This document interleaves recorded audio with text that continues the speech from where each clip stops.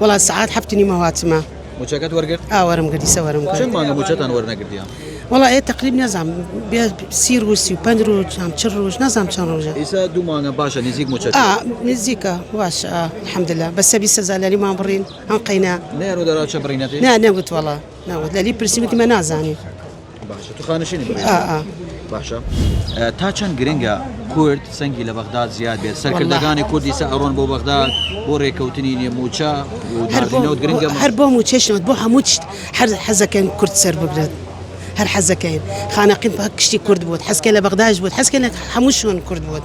ئێستا چیمە شوێنی بچمەرە سعودیە چمەرە هەر شوێنی کورد بدونم کوردی قسەکەن مرم ئەران چ قسە ولیانە بکەم ینی فرق بەشە یعنی حەزکەنەوە حەزکەم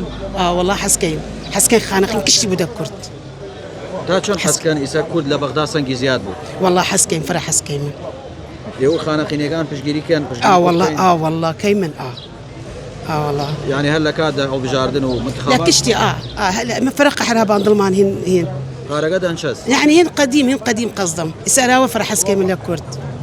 حرتشي بود هر حسكي من حرتشي بود